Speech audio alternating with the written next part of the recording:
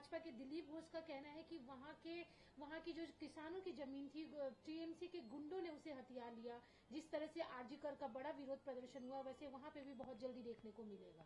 देखिए, ऐसा है कि भाजपा पूरी जो पार्टी है बंगाल में भी बौखला गई है। कल सही माने में मुख्यमंत्री गई थी जब संदेश खाली, वहां जो भीड़, जो जमायत थी और महिलाओं की उपस्थिति जो थी, प्रेस तो जानते ही है और सभी ने देखा कि किस तरीके से मुख्यमंत्री को सुनने के लिए और मुख्यमंत्री द्वारा कल प्रशासनिक कुछ काम, प्रकल्प, उनकी सुविधाएं और उनके वक्तव्य सबको ध्यान से सुना। दीदी देने गई थी और दीदी की ये सफलता से बीजेपी घबरा गई है। दीदी ने भी अपने भाषण में भी कहा कि इन सब प्रकल्प की सुविधा जो है डायरेक्ट बैंक में जाता है और ये भी कहा कि किसी के बातों में न आए, क्योंकि इस तरीके से गलत समझाने वाले भी बहुत लोग हैं। दीदी के भाषण से ये भी आया कि भ्रष्टाचार को समर्थन नहीं करती है, वो कोई भी पार्टी को भी बिलोंग करे। तो इतने सब बातों को जो है खुलासा उन्होंने कहा। उसी के पहले दिन आपने देखा कि एक महत्वपूर्ण नेता संदेश खाली का, वो फिर से तृणमूल कांग्रेस में योगदान किया।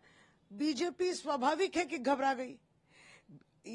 सबसे तकलीफ हम लोग को ये होता है कि 2021 के निर्वाचन के दौरान और उसके बाद इस बार भी 2024 में लोकसभा के निर्वाचन के दौरान, जहां प्रधानमंत्री खुद बात किए हैं अपने उम्मीदवार के संग, सब जो है, सब में उनका एक अपना सत्ता का जो लोभ है, लालसा है, वही झलकता है। सब वेस्टेड इंटरेस्ट से बात करते हैं। वो सोचे कि ये सब करके वोट मिलेगा। संदेश खाली से वोट नहीं मिली।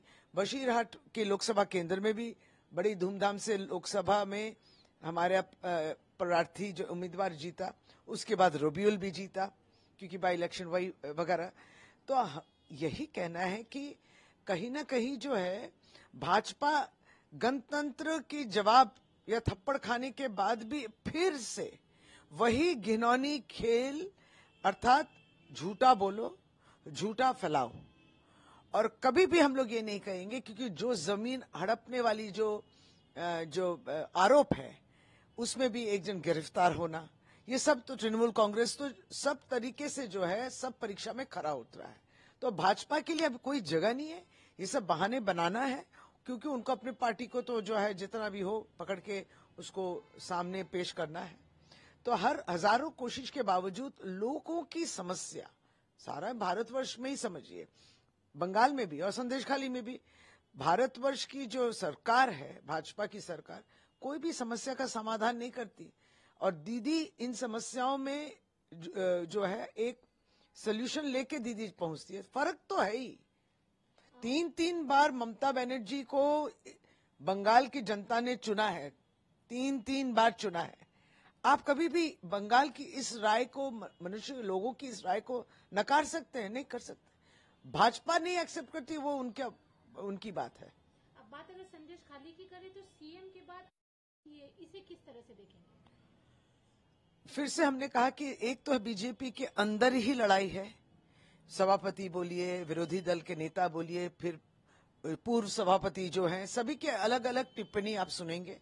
कोई जाएगा, कोई आगे जाएगा, कोई बाद में जाएगा। ये उनका अंदरूनी विरोध है, इस पे हमें कुछ नहीं बोलना है।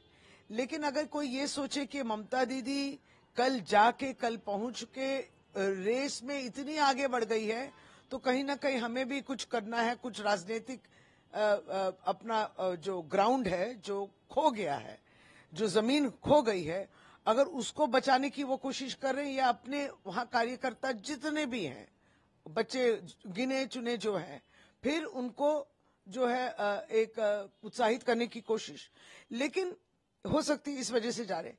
लेकिन फिर भी ये कहने की जरूरत है कि हमेशा भाजपा की जो एक्टिविटीज हम लोग ने देखा है, हमेशा वो उत्साहते हैं लोगों को, जिसको कहते हैं कि आप उनको वायलेंस करने के लिए या गलती करने के लिए या अफवाहें फैलाने के लिए, इन सब बातें द्वारा जो है वहां हलचल करते हैं।